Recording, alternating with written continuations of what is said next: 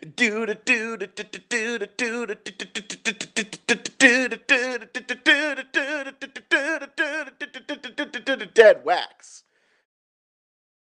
Ooh la la, ah wee wee. Ooh la la, ah wee wee. Hey. Ooh la la, ah wee wee. Hey. Ooh la la, Oh yeah. What's up, all you mad Heidies and you pit vipers? And welcome to the Deadwax Show. Get yourself out of the groove and get into the Deadwax with Waffles and whatever Stooge is doing right now. The Terminator, the Terma-Stooge. What are you doing? I just want to wear my glasses. What is this character you're doing? I'm wearing these because we're letting the folks know that we're recording. I'm gonna pull back the curtain. I'll pull back the curtain, brother. I'm starting to get macho man. Brother. Glasses on. Brother Hulk Hogan. Anyways, so we're recording right now. It's the 19th of March. But this episode's going to come out on, I'm looking at my calendar, the 27th. And I'm wearing these because as you're listening to this the day it drops, my fat ass is going to be wearing these shades on a beach in California. Jealous. Because there's no beaches in Utah. I guess there are, but, you know, no beaches you don't They're want to go not beaches. to, We really. don't have beaches in Utah. I'm Look, so you can jealous see you in my reflections, too. You see that? Boom. Yes, There's I can. Waffles, Look too. at that. See? This is basically ADHD, the podcast. We've lost whatever original ideas we had when we started this. It is now just the rantings of delusional morons. Oh, the only idea we ever had was, hey, we like to talk. Can we make people listen to us? Because no one listens to us in real life. So let's put it out there and see who brings us listens here to us today. Seriously. Yes. Stooge, marriage, love, true love. Oh my gosh. I am good. I am good. It's so good. I'm glad. I'm going to see how many movies I can reference today. Great. He's already you're up to 2 now? Well, we did one pro wrestling, one, Princess Bride. Yeah, well, it'll just keep going. Believe us, ladies and gentlemen. It's gonna get worse. Just like life does. It does. Life gets worse. Heads up, everybody. I'm gonna ruin it for anybody that is younger. Life gets worse. Spoiler alert. Yeah, spoiler alert. You're only in your 20s. Yeah. Isn't that horrible? Oh, just wait. Just wait. And you know what? I love when they say it's all downhill from here, but it's like it's a bit all downhill for years. So it's just all downhill. Everything is downhill, but luckily I don't like going uphill. So who does? Not who me. likes going uphill? Hiking? Are you kidding me? Yeah, I mean those hills have eyes. And 2 people. Yeah, the hills have eyes too. But one of my favorite lines from that '70s show, which is like one of my favorite sitcoms of all time, it's in the pilot, and like all the kids are hanging out in the driveway playing basketball, in Foreman's driveway, and Bob Pinciotti, Donna's dad, comes and he goes, "Oh, look at you kids hanging out in the driveway. It's so darn cute." And then he grabs the guy and goes, "You guys don't know this, but this is the most fun you're ever going to have." And then Kelso goes, "So it's all downhill from here?" And Bob looks at him, "Oh, yeah." Like this. Amen, too. Amen. But you know what does not go up downhill from here, Stooge? Yeah. Well, not this podcast, because we're still on a steady podcast. Yeah. Are you trying to transition to pickups? Yes. New records makes life go better. Pickups. So Stooge, we need like a pickup. Like an anthem or like an intro thingy? Yeah, we need intros for our segments. Yes. Who should we try to get to do that? Because I don't got time for that. Ooh, Michael McDonald. Who's Michael McDonald? From the Doobie Brothers, isn't that his name? I have no idea. The Doobie Brothers, Stooge. Sure, the Doobie Brothers. Do you not know who the Doobie Brothers are? I've heard of the Doobie Brothers. Okay. Are they like a disco? Is that disco? I mean, sure, Stooge. They're disco. Yeah. How about all right? So pickups. Pick up. We'll have to mark this. Let's make a bet. I bet at this point in the episode is when we lose. Most people drop off. Yeah, agreed. If they haven't already. Yeah. Do you want me to go through my pickups first? I would love you to go through the pickups first. Okay, first one I want to share is actually a cassette. Because my stupid ass is trying to get into cassettes now. Because, I haven't spent a enough money Yeah, on just get rid of records. more money. Yeah. So here's the first one I want to share. Heck yeah. Ill Communication by the Beastie Boys on cassette. Nice. Look at this, like, 80s off-white color, too. Oh, I love it. This reminds That's me of, like, beautiful.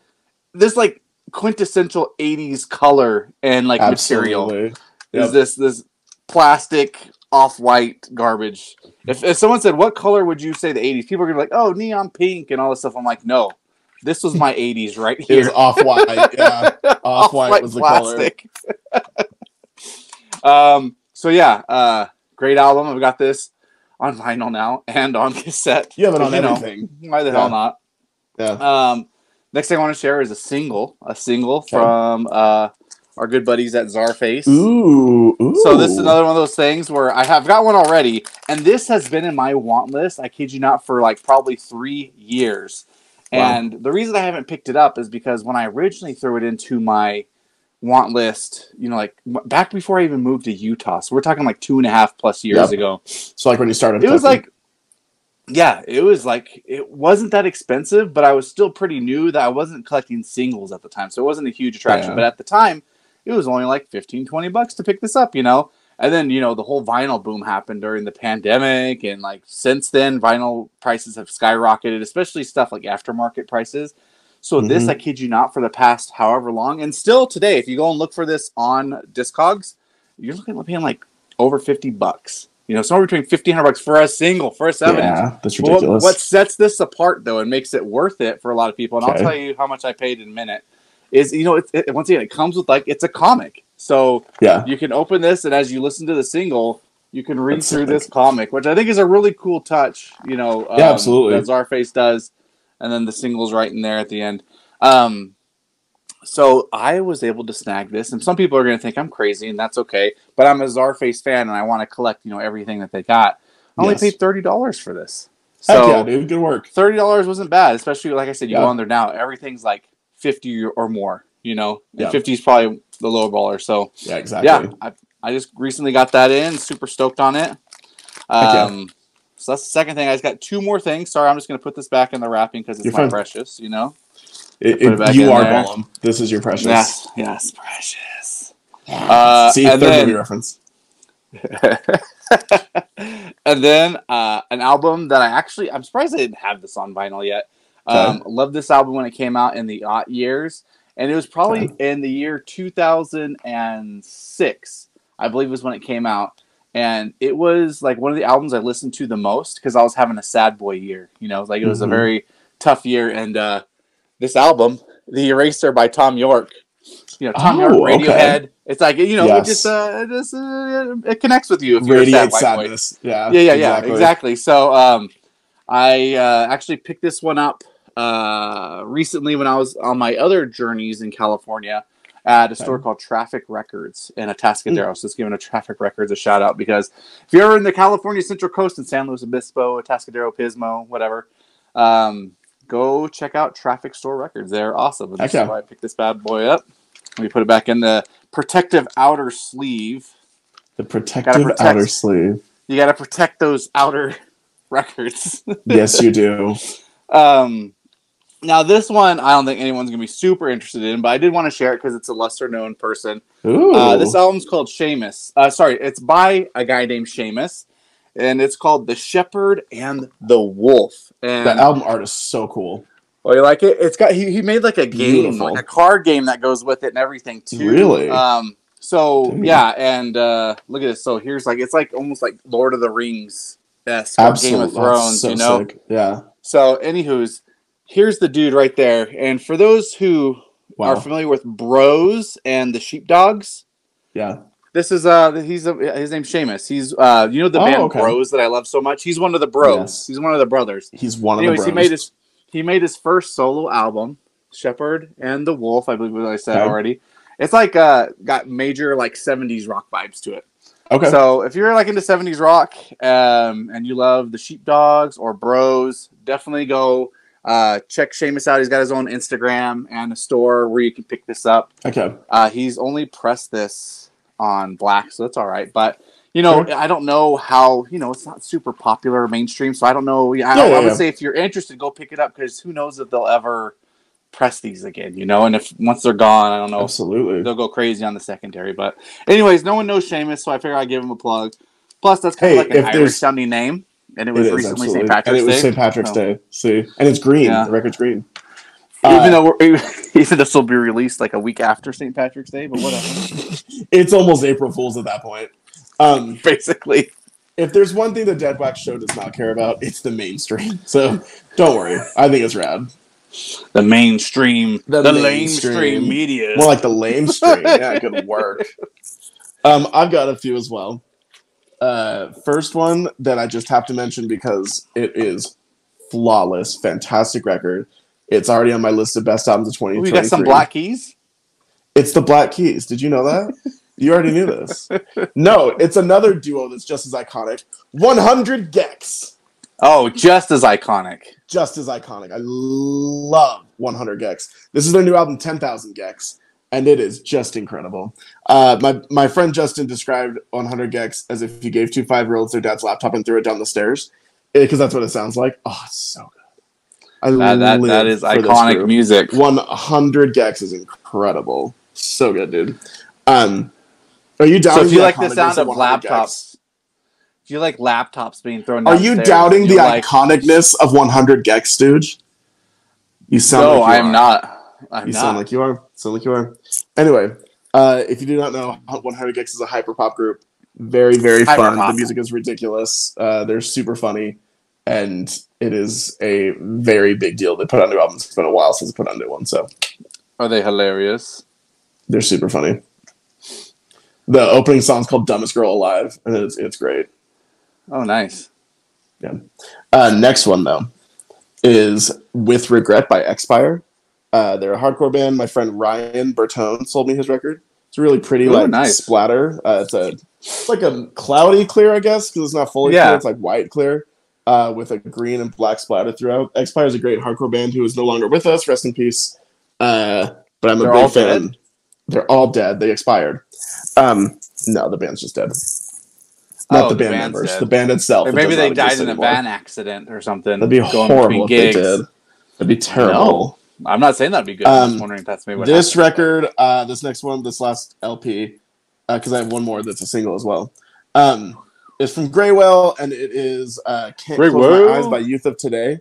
For those who are those who are straight edge and like hardcore, their threat is the straight edge Beatles, but Youth of Today is the straight edge Rolling Stones. They're like the band that stuck around forever that we all still love and adore. I see Youth of Today for the first time later this year at Furnace Fest, and I am beyond excited. Youth of Today started in the 80s, just incredibly aggressive straight edge band. Great hardcore band. I love them. Yeah, I was gonna say, that guy looks like a kind gentleman. The guy on the cover. He's so cool. The guy from Youth of Today is really sick. He's also the singer for Judge, and I live for that band. Also, I was like 15 when I got into Youth of Today, and I never bought their records. Sorry for the burp. That is awesome. And so, just as time goes on, I slowly get more Youth of Today records. But I love that band. Last one though. This is the Godspeed EP by Young Culture. And great pop punk band, Young Culture. You saw them this week, didn't you? I did. There you go. Became good friends. They're really sick. What's cool about this, I don't know how you feel about this. If you're a listener, please let you know your thoughts on flexi discs. I do not like flexis. I think they're stupid. They're more of a let's see your flexi disc, actual playable thing. But this is cool because they're all different colors. And wow! Yeah, they made cool. I like that. If you're looking, there's 5 flexi discs. They're blue, green, yellow. It's the rainbow. Red. It's the rainbow, and it's cool because they're flexi discs, so you can do you remember? I don't know if you did this in school. Maybe I did. Where you'd take 2 transparent colors and you put them on the projector and be like, "This makes purple," or whatever. So. That's fun. In case you didn't know how colors were made. You guys would do some acid. The teacher would get up there with these colors. To figure out how colors, were created. Where do you even get green? What are the primary colors? Exactly. But Young Culture, I adore this band. They're so much fun. In fact, a couple weeks ago, I made a post for my Instagram where I shaved YC into my chest hair. For Young Culture, made it, and they all were aware of it. And so when I saw them this last week, I met them. I was like, "Hey, by the way, I was the one that shaved YC into my chest hair," and then I showed it to them, And it was a great moment in time. We hung out for a long time because of that. So you never know. Be a whore on the internet, shaving words in your chest hair, and you can make friends. That's the lesson of the We're not Deadwax here show. to judge. However you make friends, Thank you. That's Thank all you for not judging me. That's the first time in our friendship you've decided not to judge, so I appreciate it. Oh, yeah, you got it. Yeah. Anyway, that's my pickups. Those are my pickups. Been a good week. Good week for records. A good week. Yeah. Speaking of good weeks, though, we've been having some good weeks on this podcast because we've been going through a series, Stooge. Did you know this? I forgot, but you just reminded me. Yeah. We're going through a series where we have been doing the Deadwax Essentials for several different decades. Deadwax Essentials. We did the 80s. We did the 90s. Last time, we did the 2000s. But you know what that means, Stooge? By the process of elimination and due diligence and also logic. We're going back to the 70s? We're going back to the 1870s. No. We're doing the 2010s. The decade that we just got through a few years ago. Can you even believe it? It was that decade, last man. Decade. Oh. It was the most inconsistent decade I think I've ever lived in. Preach. Like, man, I remember it starting great and then ending terribly. So, anyways. This one didn't start off great either. The 2020s. No, so hopefully maybe that's good because maybe there's only one way to go from here. But exactly. Maybe it worse. It's all uphill from here. I don't know. Yeah. I don't want to give anybody false hope. I want to stick with our theme that it just gets worse. I mean, could it get worse than the past 3 years? We're going to find out. That's the only one way to find out. If I somehow move to Idaho, maybe. You get lots of potatoes. I get plenty of potatoes here, They ship those out of Idaho. I'm trying to help you feel happy about Idaho. Oh my gosh. I mean, the next time you get a bag of potatoes, just look at it and probably say it's from Idaho. So you don't have to live there to get those. Okay, great. So the series that we've been in, we have been listing 5 albums for each of us from that decade that we believe collectors should have, that we love personally. And we give this disclaimer on the episodes. We are not like elitists saying, oh my gosh, you have to have these. You're not a real record collector. You're not a real music fan if you don't have this one. Oh my gosh. Well, I'm going to quit if you keep doing that. I know. I'm so sorry. I'll quit drinking. But these are just records we love that we think a lot of people will love as well. Oh, yeah. Oh, any thoughts to add before we get into it, Stooge? Because I think they're familiar with the concept. Yeah. If you basically what Waffles is saying is if you don't have these records in your collection, you're not a true record collector. Yeah, honestly, quit. Throw your collection away. Give up. It's all downhill from here, and it only gets worse. Okay? Yeah. That's the lesson.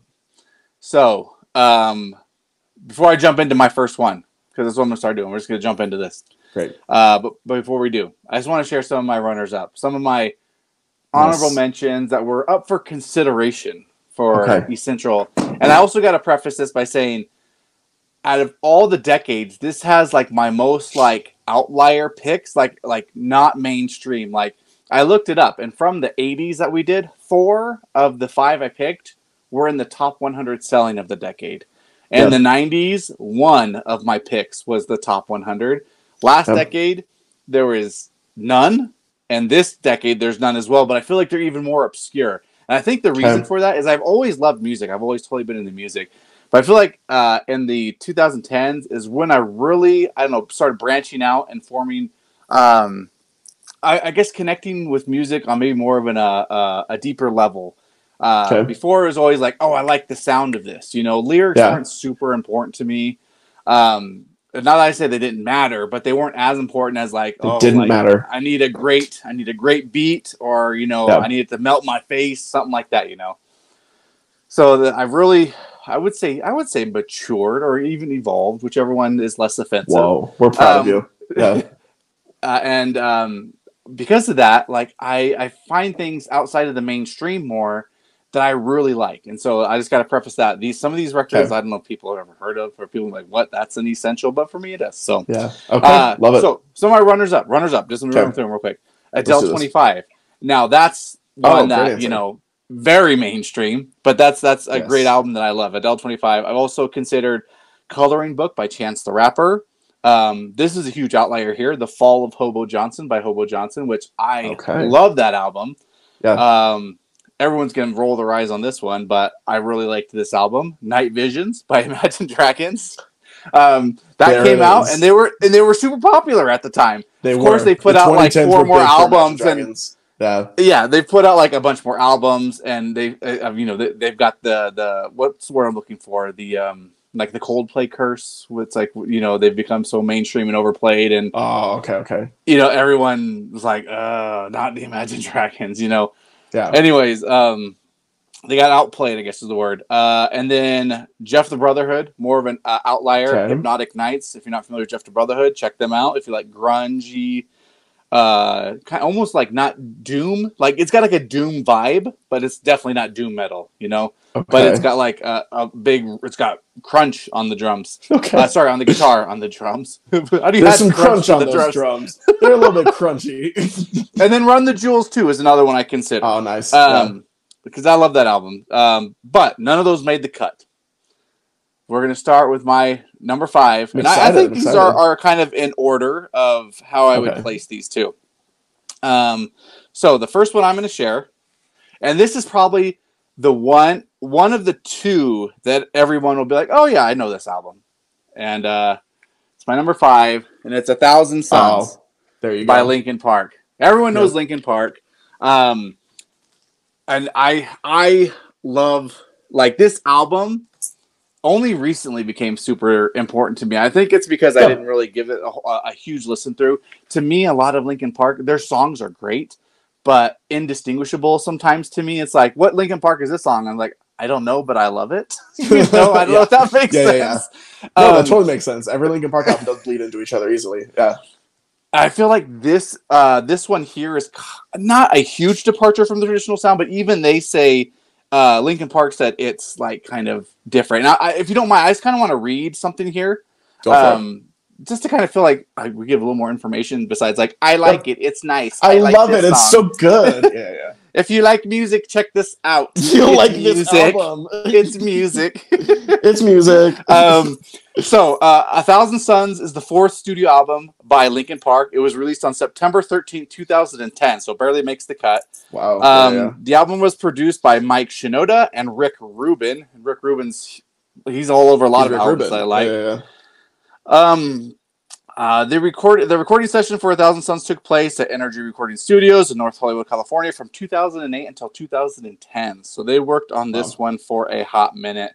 1,000 Suns is a concept album dealing with human fears such as nuclear warfare, which is what the theory is that this image is here. It's like a inverted, like what do you know the negatives of a photo? Mm-hmm. How the colors are inverted or the whatever. It's kind of like that's what it's supposed to be. And 1,000 Suns is a reference to Oppenheimer's description of the heat of a nuclear blast. Let me go here. See if there's anything else I wanted to share from here. So here it says the album polarized fans, but mostly received positive reviews by critics, some of whom found it to be a natural evolution of the band, because, like I said, it was a little different than what they traditionally sounded like. But what I love about this album is that it like really hardcore addresses like life's hard, life gets messy, there's things about life that sucks. But like it seems like at the end of every song, it provides like a glimmer of hope. Like, it's not too late. There's still something you can do about it. And my favorite song on this album is Iridescent. And I love it because it talks about, if you feel like the lyrics, if you feel lost, in desperation, and talks about all this bad stuff. But at the end, like they bring in this chorus of children singing, like, if you feel like sad and depressed, they said, just let it go. They pull an Elsa, There's this thing about letting it go and trying to... That's another movie. That took me just one extra second. That took me one extra second. They pulled an Elsa. But like, it's so powerful to where I've listened to this song and I've cried before because I was so moved.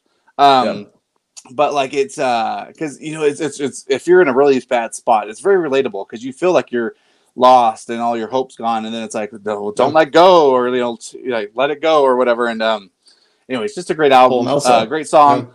And then When They Come For Me is a very out there song. It's almost like When a They Come For Me. I don't dubstep. actually know that one. Yeah, it's like dubstep light to me, or it's like industrial dubstep light. If that makes sense, Industrial I think it dubstep does. light. Okay, sick. Yeah. So When They Come For Me, I love that song. Okay. And then what's the other one that's really good on here? Waiting for the End. Everyone loves that. And then the album ends with with a song called The Messenger, which is like a stripped down acoustic song. That's like, once again, very different from the traditional Linkin Park stuff. So, anyways, I love this album. It's very like I said, very relatable, but also provides hope and inspiration. So that's why it's making my top 5 essentials for 2000s and 10s. Sorry, I ran so long on that, man. That's okay. Lots of numbers getting thrown around that last sentence. What's that? Lots of numbers getting thrown around that last sentence. It's my top 5 of the top 10s of the 2010s. Yeah. Top 5 of the, yeah. Oh, did you hear my Alexa go off? I did hear that. She's tuning in. She loves the episode so much she wants to participate too. Oh, yeah. I'm going to preface my top 5. I don't have an honorable mention. Stu has done it every episode, and I've forgotten literally every episode. But I want to preface mine. These are all like Hot Topic albums.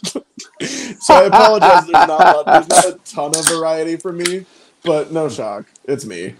But let's get into it. Was it like My Chem and stuff? No, they didn't have that. But they did have one in the 2010s, but it's not. But it was their pop one, huh?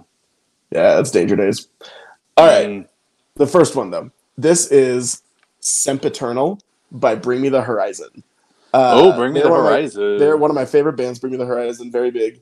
But Sempiternal was a very big deal for them because in the 2000s and up until this album, this came out in 2013. It's actually the 10-year anniversary of this on April 1st. I'm very excited. Ooh. A special post will be incoming.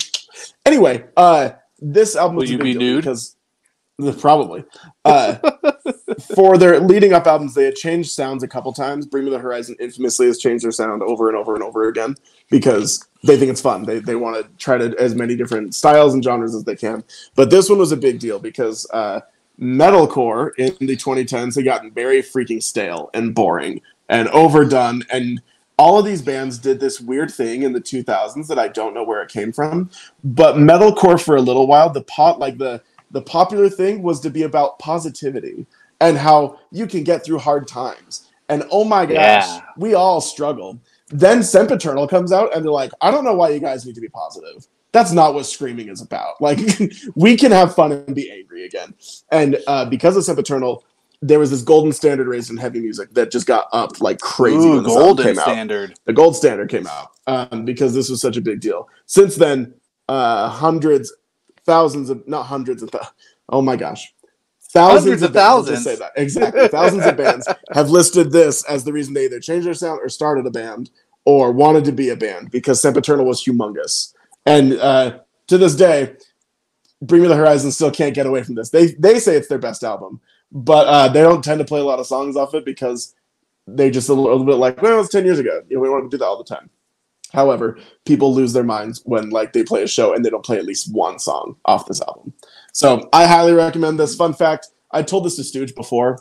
I was going to do a joke in my 5 albums today, but I decided not to, where I was going to pick 4 albums by the same artist, and they were all going to be Bring Me the Horizon. But I didn't. So don't worry. This is just the only one.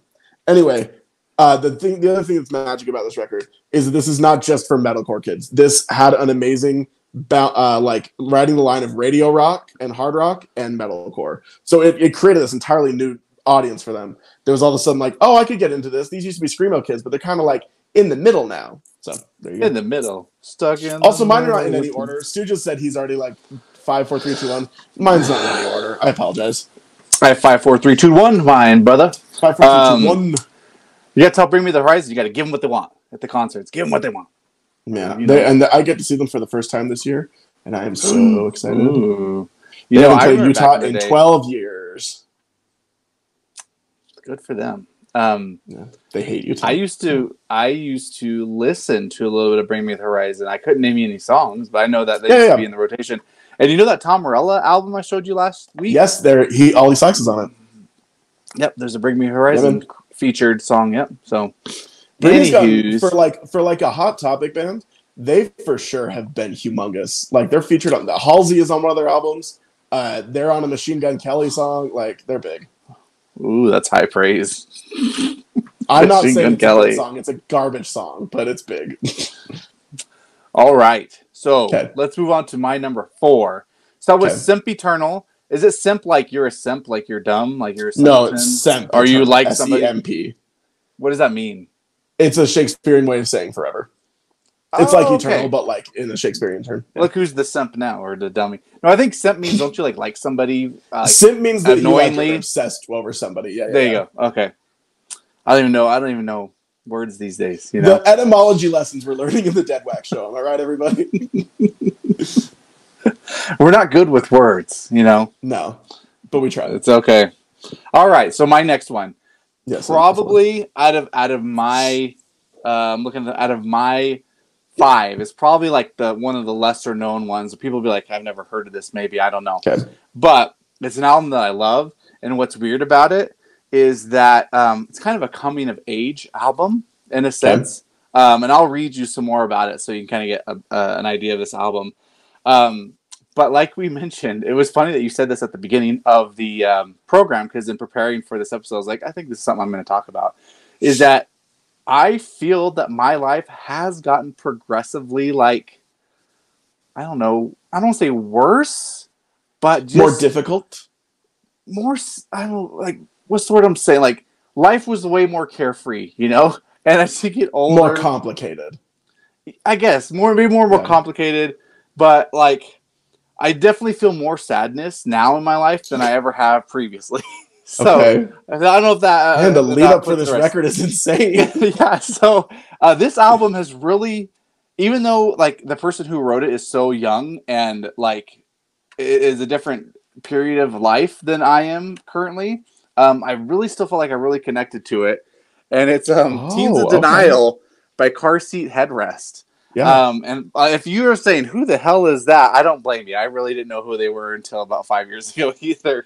But it's such a, it's indie rock. Just so anyone wondering, oh, what kind of music it is. It's like indie rock. And but it's got such a honesty and vulnerability and openness to it that I was able like to really relate to. And what also I really love about this band is like it's really kind of the heart and brain of just one person. His name's Will Toledo, and his voice sounds like a mixture of Julian Casablancas and Beck. So it sounds almost like Beck's singing with the Julia Casablanca kind of effect on the microphone a lot of the time. Yeah. And I, for whatever reason, that really resonates with me because of that. But the rest of the music's great as well. But I just want to read this real quick. Teens of Denial it's the 10th studio album by Car Seat Headrest. It was released in 2006 by Matador Records. Did I say 2006? 2016. Wrong decade. There you go. Yeah, we could have made fun of you for the Black Album. Right. So this album was written by Toledo about his time at Williams and Mary's College. And during that time, he got really addicted to like substance abuse and like alcohol and drugs and stuff like that. And was kind of becoming the person he like didn't like, you know, and there was a lot of, negativity and stuff in his life. And all of that's very much present in the album, both metaphorically and explicitly. And it talks about like, the dark time of his life, but also how, like, once again, one of those things like the Linkin Park album, providing hope or a glimmer of light that things could change. And he said the reason he wanted to write this album is because he felt like when he feels like every album he writes is like a chapter in his life. And he felt like he couldn't finish this chapter of his life until this album was done. So that's why he put out this album. I don't know if his life's gotten better. I don't really check it on Will Toledo very well. But it's got some really great songs here. I'm going to share some of my favorite ones. So the very first song here is Fill in the Blank. That's what opens the album. It's got a really great drum intro. But it's the opening lyric is, I'm so sick of, and then it says fill in the blank. And talking about, that way it opens up to relatability because you can put in whatever you're sick of, think of what that is, fill in the blank, and just talks about how that kind of whatever it is that you're sick of is how it's like wrestling Yeah. with your life and whatever. It's just, but it's such a catchy song too. But the what's the word I'm looking for? What's that Queen song that's super popular? The Stairway, their Stairway, their Bohemian, Okay. their Stairway is this song right here called Drunk Drivers, Killer Whales. Once again, talking about substance abuse and then becoming something he's not because of the environment. The Killer Whales is in reference to that Blackfish documentary where killer whales became like, because they're encaged in a space where they really shouldn't be, that's not natural for them. Some of them, like, they lash out, so that was kind of like something that he was relating to with the killer whales thing. But such an emotional, like, it's a very touching song about, like he said, just dealing with depression, anger, anxiety, all caused by his environment and also some, the substance abuse. And then just at the end, he says it doesn't have to be like this, and kind of repeats that a lot, and kind of once again gives hope that you can overcome all this stuff and move on with your life. So anyways, there you go. Very touching album, indie rock. That's really great stuff. And all the songs, this is one of those albums, just like that Linkin Park. No, the Linkin Park's kind of like a concept album, and it's designed to play from top to bottom, kind of tells a story. This, I wouldn't say this necessarily tells a story, but every song's so good you can play it top to bottom, and you'll enjoy every single song. So there you go. Sorry for being so long-winded on these ones, but like I said, I feel like it's the okay. first decade where it's like, music is starting to mean more than just like a good beat or a good riff, Yeah. So there you go. That's my number 4. My second one is Under Soil and Dirt by The Story So Far. This is a great pop punk record. So, quick history lesson. Pop punk, since its inception, has done this thing where it's really popular for a minute, really big, and then it gets so boring. It is so, like, oversaturated. It gets so lame. Or something, like, just not even cool happens. And then we go just a few years without, like, good pop punk. And then one band starts a whole new style of pop punk, and it shoots the genre back up. In 2011, The Story So Far was the one that, like, brought pop punk into an entirely new generation. Under Soil and Dirt is their debut album. It's not a wild pressing. It's just, like, a little brown, little clear brown. Anyway, the thing about pop punk from the 2000s is that you had this whole, like, pretty boy approach to it. So you had bands like All Time Low and The Maine who, like, had that horrible hair. It was all about, like, skinny jeans and how nice your clothes were. They were on MTV shows and stuff. But, like, I don't know. That was a 2000s thing. And then it got really boring. And then in the 2010s, you had The Story So Far who dressed like they were homeless, and their shows were way more about moshing and about, like, having fun and crowd surfing than it was about how you look and how perfect it is and all that stuff. And because of The Story So Far, it introduced this entirely new wave of pop punk where we get big bands now like Neck Deep and Knuckle Puck and Real Friends who are inspired to say, oh, guess what? We don't have to be pretty boys. And our music doesn't have to be, like, all about surfing and going and I'm going to defend my friends no matter what. No, it's just like the music can be very, like, sad or emotional or happy. It can be whatever you want. That album does have one song that has not aged well. Most pop punk fans will know that Daughters did not age well. But the rest of the album, it's kind of just a sexist song.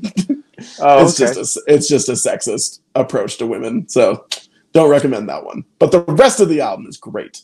And same thing, it was just so important for an entire new scene of pop punk. And kids, how many teenagers and people in their 20s now, The Story So Far is like the band that unites all of them. The Story So Far isn't even that, like, wildly active anymore. They've only put out 4 albums in their whole career.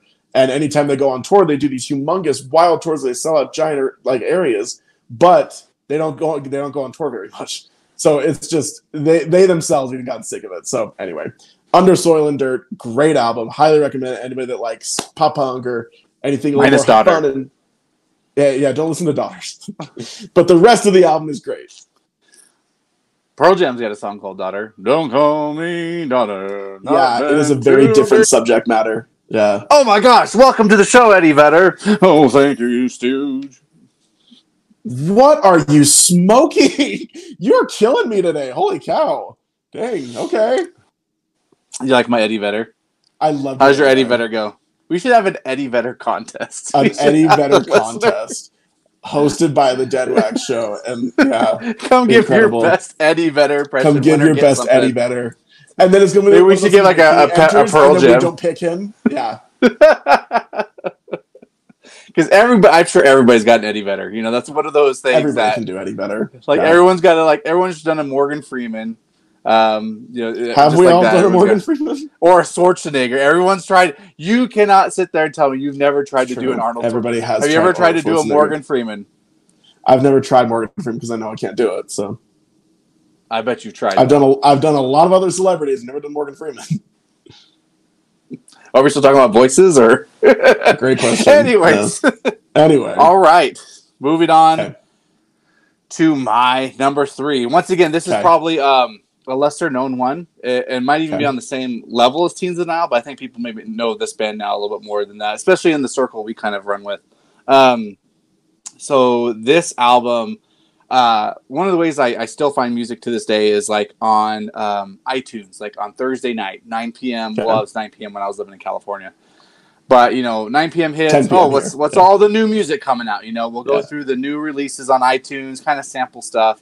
And this is how I found this band. And it was this album that I listened to. Nice. And just absolutely fell in love with. And now when it comes to Essentials, I will agree that probably this one is the most loosely fitting that whatever qualification. But it's essential for me. Yes, exactly. That's the only qualifier. I love this album.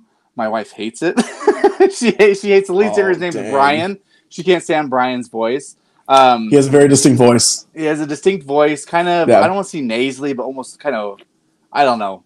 I like it. Yeah. And I've actually considered. I think someday, don't be surprised if this ends up like on my forearm or something like that. Because I really like the design too. Yeah. Anyways, Talon of the Hawk by the Front Bottoms. For those who don't have visual capabilities. Yeah, there you go. Yeah. I love this album. First of all, the songs are all super catchy. That's what really drew me to it. I love the energy, how catchy the songs were. But once again, just like with Car Seat Headrest, I feel like there's an honesty and a vulnerability that's in the lyrics. It's not, you listen to Nickelback, and don't get me wrong, like Nickelback, like Rockstar. We all just want to be rockstar. That kind of music has its place and it's great. But this also has the I'm insecure. I'm a loser. I don't know, and that leans way more towards that, the emo side, I guess you would say. And so I fell in love with it. The main song off this, I think everyone, if you know the Front Bottoms, this is a song you like, is Twin Size Mattress.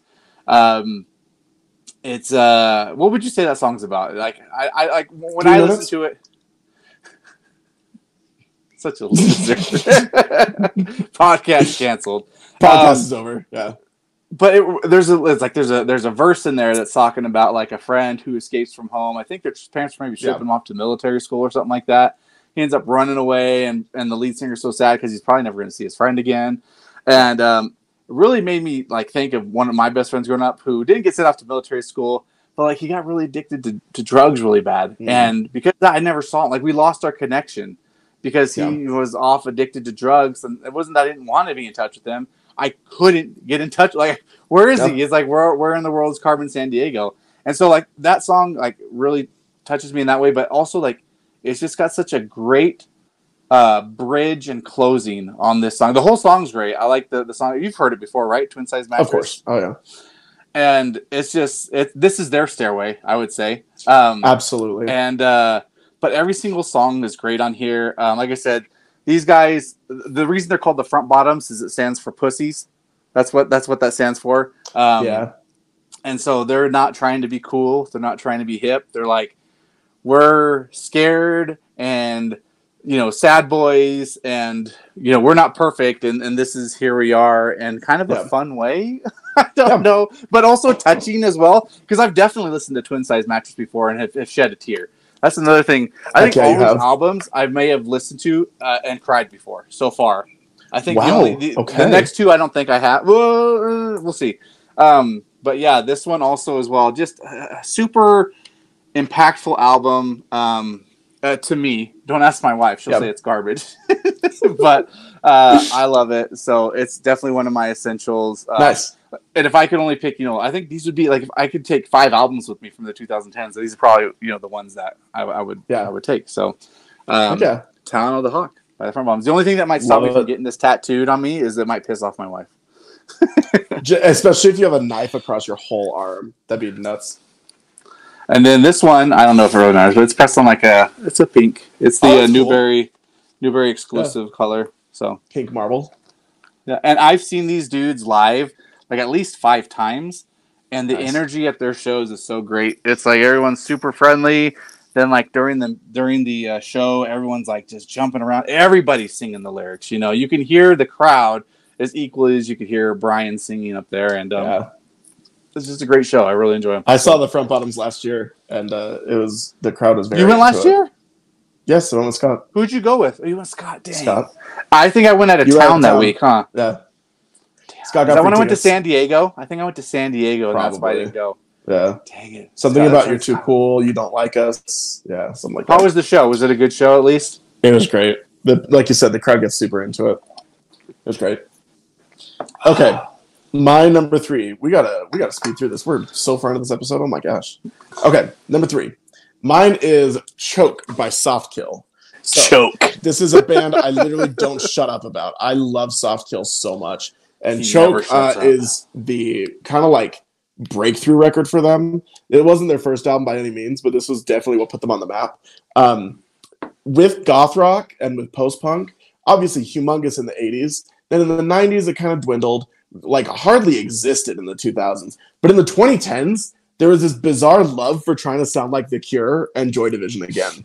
And Softkill does it better than anybody. And I don't know why that came to be. But Softkill is one of my favorite bands in my top 10 for sure. This is just like the Pretty Green variant. What's really sick about Softkill is that they used to be signed to I don't remember which record label. But I don't remember which one. But it was a really bad deal they got. The record label basically said to them, "We will press each album once and never again, and you won't get any money." And so they in 2017, maybe 18, became a fully independent band. So they do everything themselves. They don't have a record label anymore. They made their own, and they just this last year, maybe 2 years ago, got all the rights to their music again. So now they're pressing everything they can. It's so cool because for the longest time, this was the hardest Softkill record to get. Like Stooge said earlier in the episode, in the like resale market, easy $150, easy was for Choke. But now they're $20 in their store, and it's so cool because I was like same thing in my want list forever, and was like maybe one day. I even went and saw Softkill, and I was like, if they have Choke on vinyl, it'd be great. And then I said it to the guy at the merch table. Are you guys doing Choke on this tour? And he like laughed, and he was like, no, definitely we are not. Silly, stupid fan. Seriously, yeah. But anyway, this record for Softkill was humongous because you had the song Whirl. Whirl being the biggest Softkill song. Is the opening song of this record. And it is so cool because they really do bring this like 80s vibe to their music, but instead of trying to sound like the 80s, they give this like modern sensibility. Once again, this is sad boy music for sure. Oh my gosh, this will either put you in a sad mood or encourage your sad mood. This is not happy, good time, sorry so far music. But anyway, Softkill is one of my favorite bands. Go for it. I was gonna say, does the song go, "You whirl me right round, baby, right round"? It does. If you listen to it, record, you know that one. Yeah. We say they're trying to. Yeah, there you go. I've heard of that. You know that one very well. No, Softkill is one of my favorite bands, and when I finally got Choke, that was a big deal because Choke. I believe that's when I heard about Softkill. Was when Choke came out in 2016. Great record. Nice. And I have a hoodie that says Choke on it. So there you go. That's great. I'm sure that doesn't confuse anybody. I just changed I cheers the camera and I ruined my angle. Gosh dang it. Trying to be funny and I ruin everything. All right. Are you ready for my numero dos, amigo? Super ready for your numero dos, amigo. All right. Soy listos. I hope so because this album is titled Everybody by Logic. Heck yeah. So, Logic, if you've listened to the show before, you know how much I love him. And this album I wanted to share is my pick because this is the album that I discovered Logic with. Same process, just going through iTunes, sampling stuff, and this Heck yeah. came up, and Heck yeah. I started listening to it. Not only did I really enjoy Logic's cadence and flow when he was rapping, I feel like it's its own instrument in a way that I also enjoy in his music. I found his beats to be very enjoyable. And then on top of that, like his whole vibe is peace, love, and positivity. And that's definitely something I feel like I could get behind as well. So like you'll probably hear him say it on every single album. There's three things you'll probably hear is that like peace, love, and positivity, that he's biracial, and like that he loves like movies. Those are like the three things you'll hear on every single Logic album. Yeah, he's a huge nerd. So yeah, this album super influential to me because it really kind of helped me open the door even more into like hip hop as well. Yep. And so the song in here that I like is Everybody. That's one of my favorite songs. It talks about how we need to love everybody and everybody's people. Like everyone's a person. We need to treat everyone with love. But on this album, they've got like features by Killer Mike, Lucy Rose, just a lot of really good artists. There's Black Thought, and Chuck D is on here as well. The most popular song on here is 1-800-273-8255, which is the suicide hotline song. This is like the one that blew. This is probably Logic's most popular song.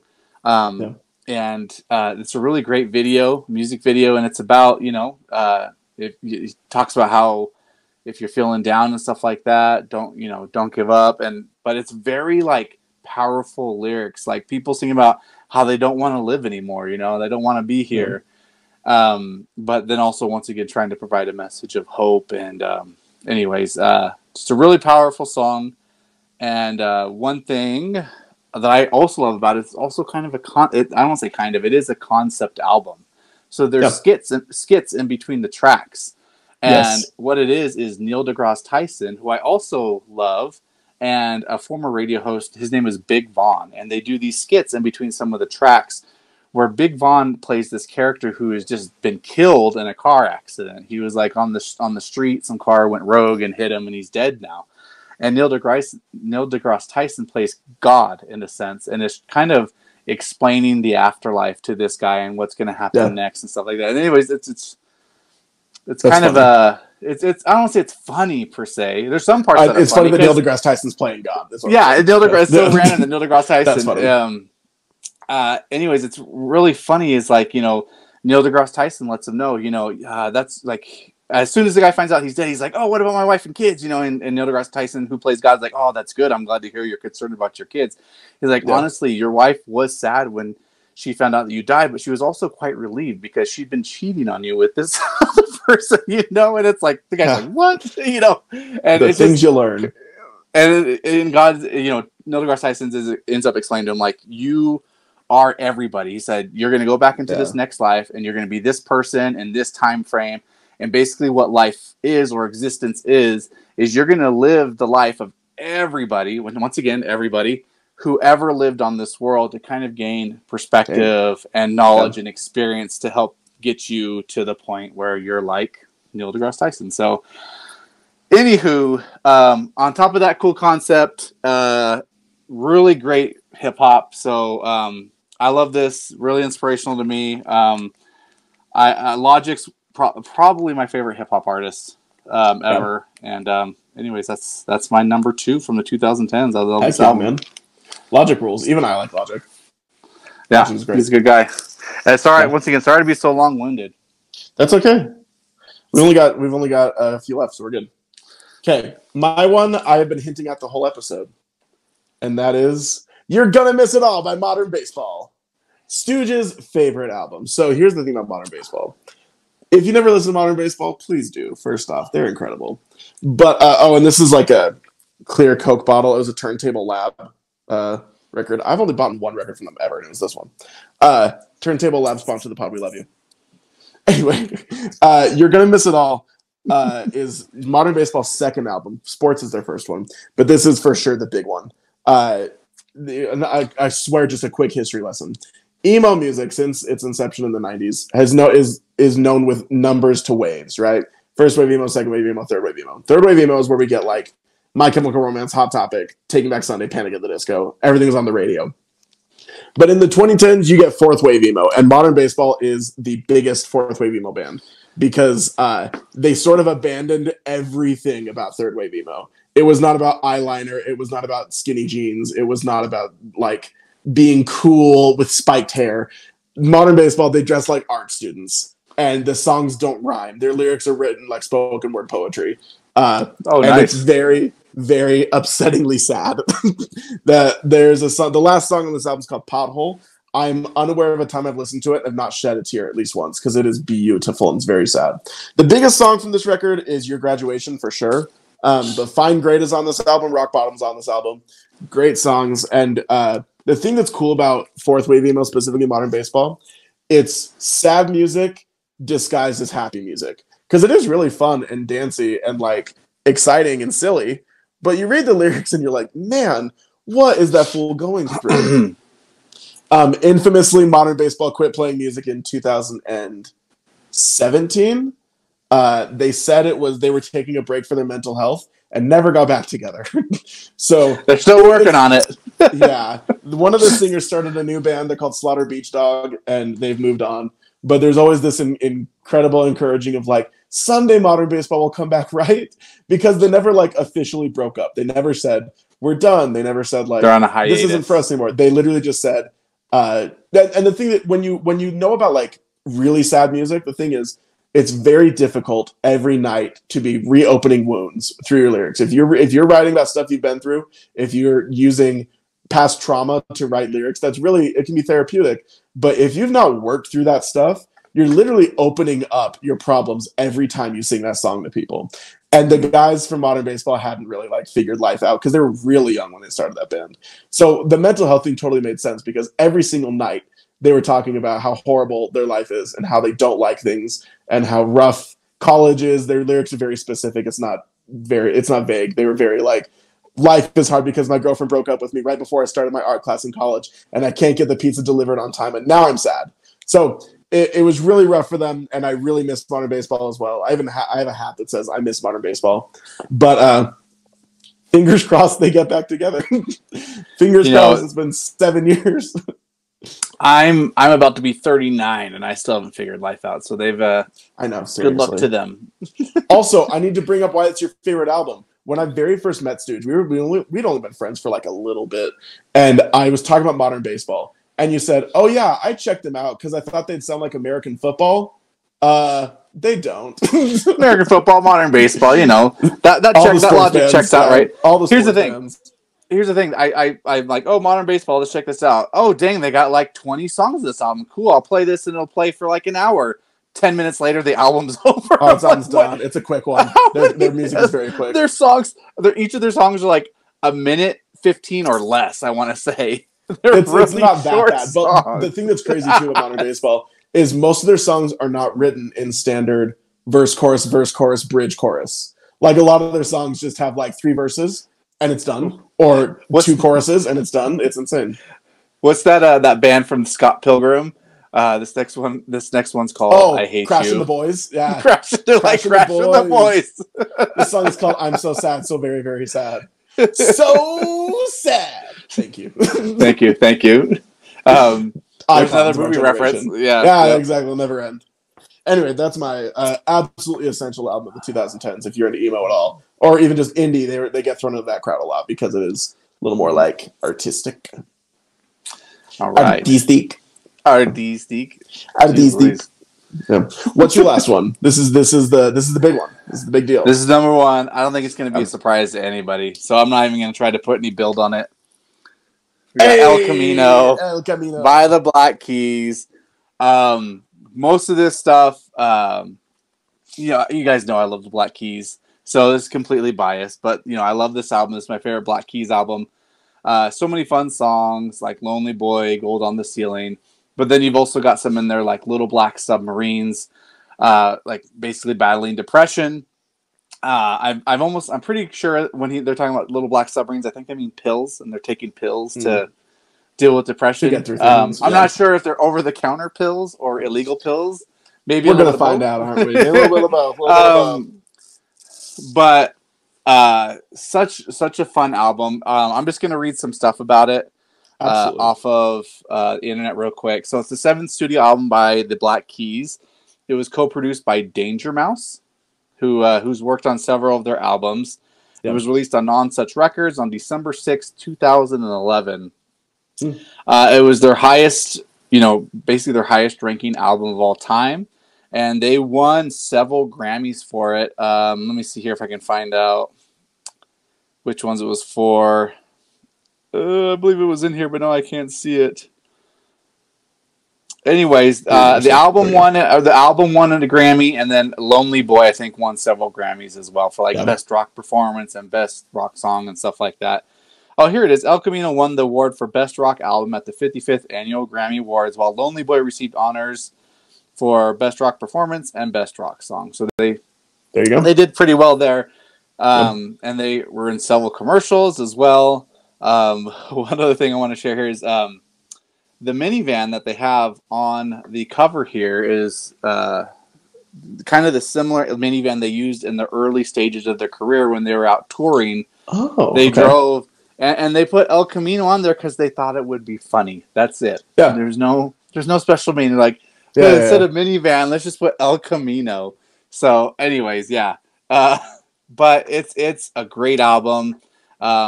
It's got the numbers, to back it up, but it's so much fun. I think out of all the albums that I've shown you guys today, this is the one I think that universally will be loved. And if I was to put a poll out there, which album do you like the best? I think this would be the one that everyone would probably vote for as their favorite. So I love the Black Keys, and there's nothing more I think I can say about that album. So you do love the Black Keys. It's very true. Oh, I'm also one tattoo that I do plan to get because I'm all about tattoos now.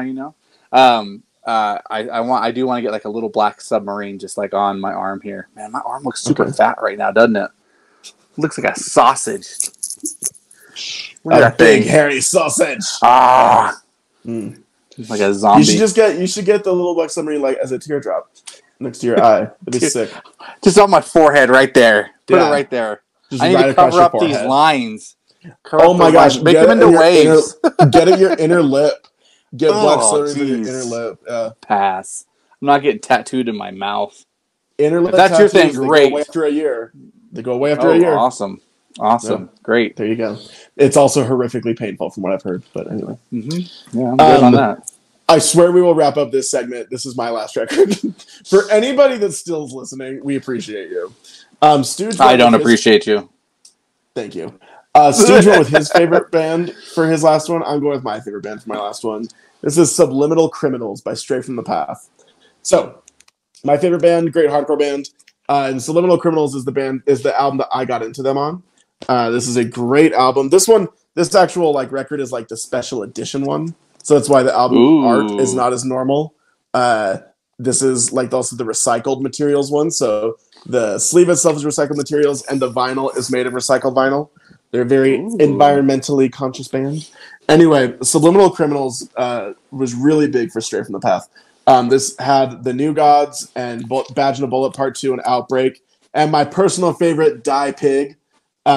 Great album. Stray from the Path really is they took a second to make their way into music. They've been a band for 20 years, but not until the 2010s did they actually have people liking them and following them. They put out a lot of music of people that people hated because it just was so ill received. It wasn't a good time for the style of hardcore they're making. They're from Long Island, so their accents are very, very thick. And so a lot of people didn't like the... I'm walking here. That's literally what it sounds like. It took a lot of people to get used to that. But with Subliminal Criminals, they had an established sound. They were like, this is us. You're going to like it no matter what. And they upped their songwriting really heavy. So instead of just being a few bomb singles, it was a whole album. Was incredible. And then from then on, Stray's put out just nothing but gold. I adore this album. Subliminal Criminals is a lot of fun to listen to. If you need just good, pissed off political hardcore, Subliminal Criminals. Cannot recommend it enough. Especially the song your sound effects. Die Pig is such a great song. Oh my gosh, I love that song. Is it about bacon? It's about bacon. Where bacon comes from. Die, pig, die. We want some bacon. Is that how that goes? It's you've heard it. Yeah. You know. I'm all about Stray from the Path. That is our top 5 albums from the 2010s, the Deadwax Essentials. We've actually wrapped up this series now because we've given all the decades that we wanted to go. Can we hear the people cheering that it's over? I don't know.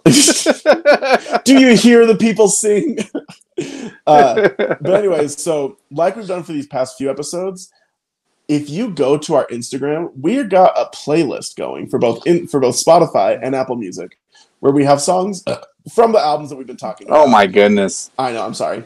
Where you can hear, a little bit of our taste, a little bit of what's going on. So please look for those links and get into these albums because they got some bomb songs on them. Get into it. Get into it. Do it to it. All right. Are we ready for some trivia?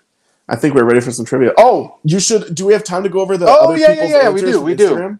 Yeah. Let's see what some of the people put as what they would consider to be essential albums for the 2010. Some of our our fellow listeners. We've got some submissions here. Oh my goodness. The first one at Cypress _Micah put Brothers by the Black Keys. I agree with you, brother. Brothers. So, Brothers. Blue Rose Syndrome, and there's underscores in between. So Blue _Rose Syndrome. Put Recovery by Eminem.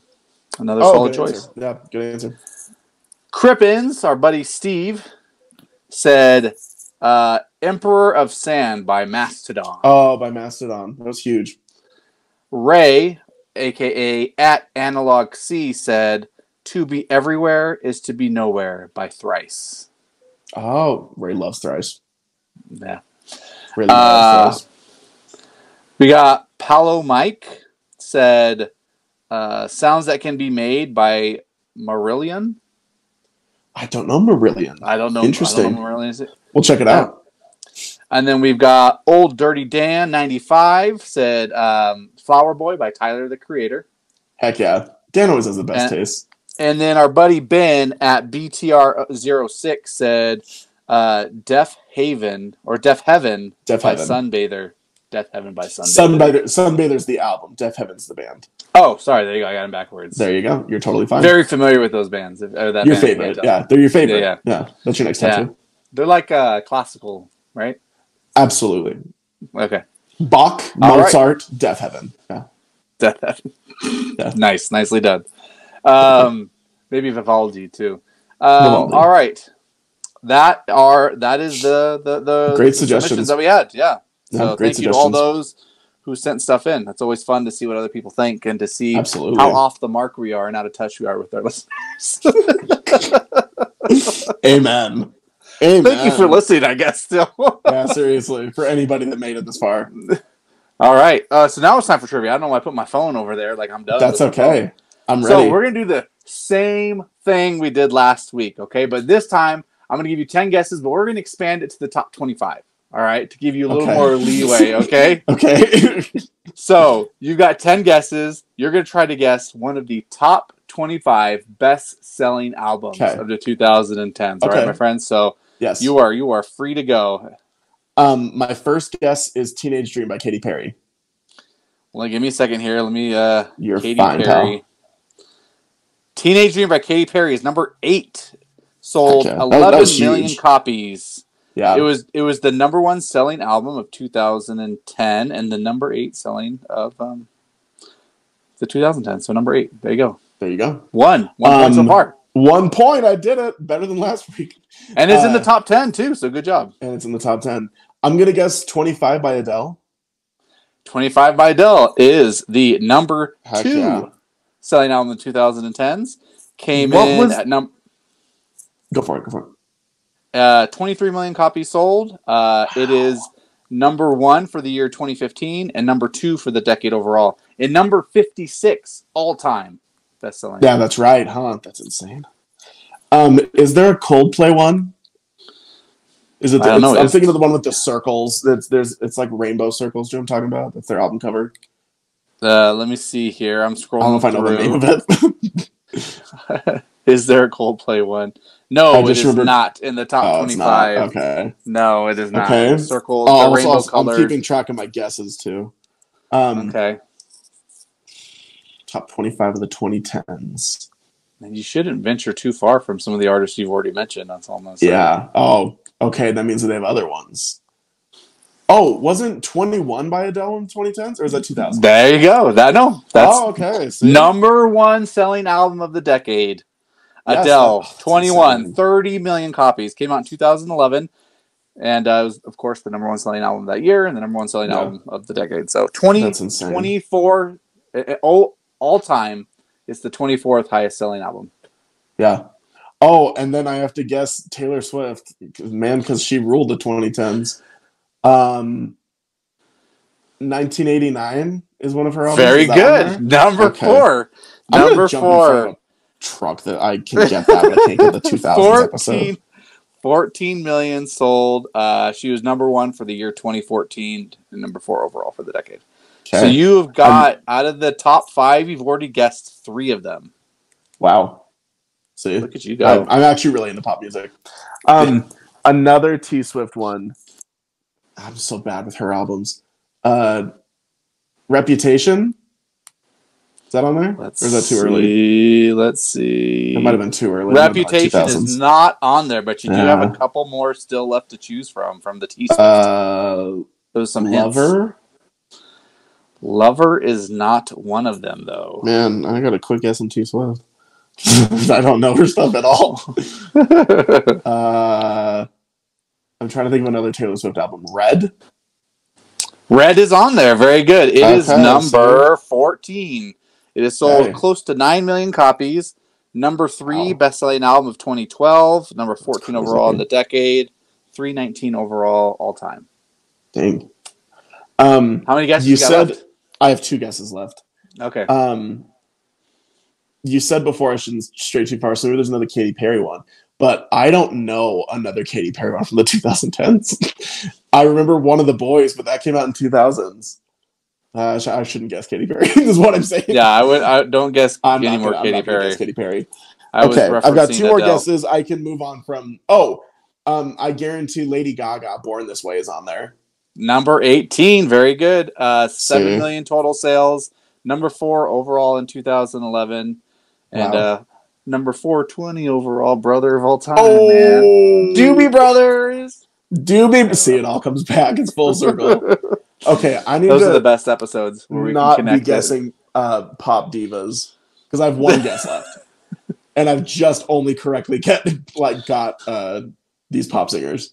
Who's one more? Who's a guy? Who's a man? Who's a male? Who's a he? That did well in the 2010s.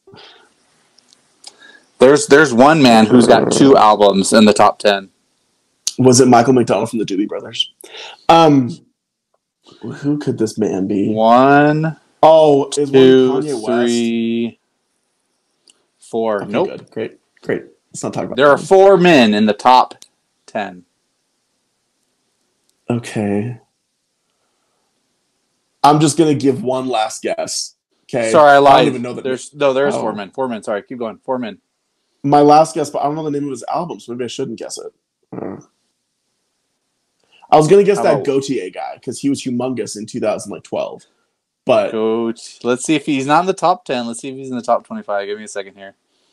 That's Somebody That I Used to Know song. That was so big. Yeah, Somebody That I Used to Know. Yeah. The problem with that he might not be. He was just a single though. I don't know that he had a whole album. That was a single. Was that popular? Dang it! All right, that was my last guess. All right, I got 6 though. This list real quick. Yeah, that's pretty good. Yeah. So number 1, 21 Adele. Number 2, 25 Adele. Number 3, Christmas by Michael Bublé. Oh, Number 4, 1989 by T Swift. Number 5, Purpose by Justin Bieber. Number 6, Divide. Number 6, Divide by Ed Sheeran. Number 7, Multiply by Ed Sheeran. Number 8, Teenage Dream, Katy Perry. Number 9, Doo-Wops and Hooligans by Bruno Mars. Oh, Bruno Mars. Number 10 is the Frozen soundtrack. We've referenced several of these throughout the show. 11 was Sam Smith in The Lonely Hour. Number 12, Night Visions by Imagine Dragons. Oh, I should have freaking guessed that. Dang it. 13 is another Bruno Mars, Unorthodox Jukebox. 14 is Red. Eminem, Recovery is number 15. Yep. Drake, Views by Drake, 16. Addition, 17 by Ed Sheeran. 18 is Gaga's Born This Way. 19 is Drake, The Care. 20 is Speak Now by Taylor Swift. 21 is now. Loud by Rihanna. 22 is Post Malone, Beer Bongs and Bentleys. 23 is 21 Pilots. It would have been funny if it was 21. That is funny. Blurry Yeah. Face. 24 is Lana Del Rey, Born to Die. And number 25 is When We All Fall Asleep, Where Do We Go by Billie Eilish. Oh, by Billie Eilish. I should have guessed Billie Eilish. Dang it. That was a good one. I love that style of trivia. Yeah. That's great. It's fun stuff, yeah. Super fun. And informative, yeah. I guess they're all usually pretty informative. Yeah. I think we're out of time for our Q&A because we've gone way over time today. And the question was one. Well, we only had one, and it was way deep.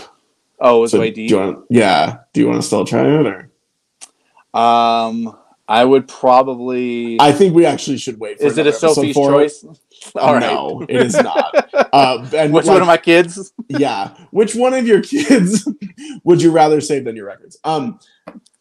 Anyway, we'll prepare for our next episode because I also probably should have sent it to Stooge before so he has time to think about it as opposed to just in a moment. But anyway, so everybody who's been listening and you've made it this far, thank you. We appreciate you guys so much.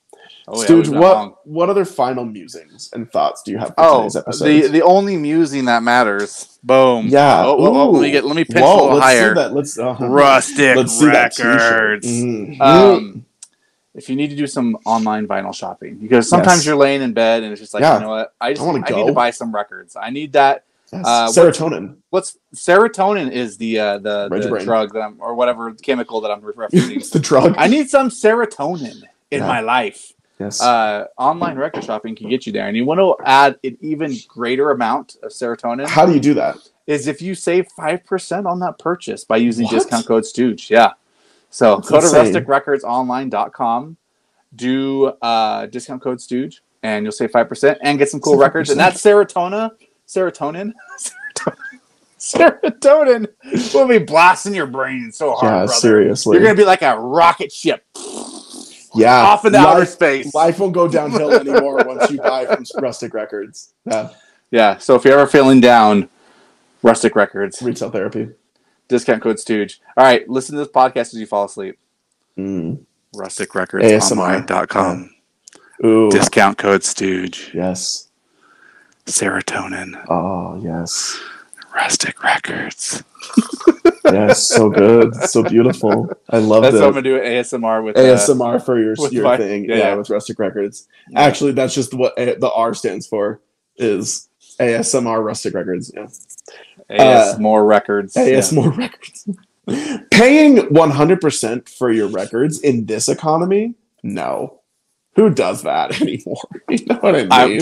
Probably Putin. Bald. Yeah, that is incredible. He is bald. He is very bald. And we should be thinking more about that. But seriously, go to Rustic Records. We seriously appreciate anybody who not only just listens to this whole episode, because we do appreciate you, but anybody that interacts with us on social media, we appreciate you guys very much. So with the past couple episodes, and Stooge has been doing this great, what song or what albums from each decade do I participate in? It's awesome because we get to not only just hear our two horrible opinions, but we get to hear from our friends, which have great opinions. So please follow us on social media. We are at Deadwax Show on Twitter, TikTok, and Instagram. We are going to get better at TikTok and Twitter, I swear.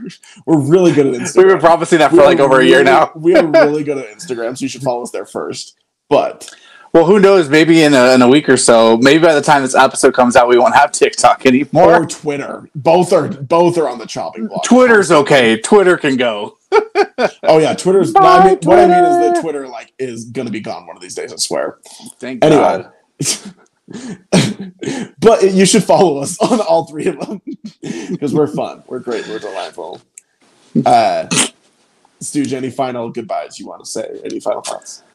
No, I just put it out there. If you ever have suggestions or topics you'd like us to cover on the show, please feel free to drop into our DMs. Of course, you're going to have to send some skin, send a picture of some skin on it, Yikes. and then put the topic you want us to talk about. And, we'll definitely talk. We won't be offended. So yeah, by either one of those things. Yeah. By either one of those things, honestly. No, Waffles, you're the one managing that, right? Still, exactly. Show us your shoulder. Ooh, the shoulder. We do love getting suggestions. It's really helpful for us because we do like coming up with stuff, but you see how white that was, man. I need to get some sun. I mean, look at me. I can't wait to get to California. I need some sun back. I'm like almost see through. You're practically there. You're a lot more tan than I am, so please don't even. Don't even. I'm pale as all get out, but whatever. I own it. I think out of the two of us, you're definitely the brighter. I am the vampire. I am the vampiric one between the two of us for sure. Because you actually like go outside sometimes. I don't. Outside's overrated. Anyway, we should just be over because these people are. Go wrap it up. Thank you guys so much for listening to us. We love every single one of you. We owe every single one of you forehead kisses, and we also want all of you to get out of the groove and get into the Deadwax. Goodbye, everybody. Thank you for participating and listening today.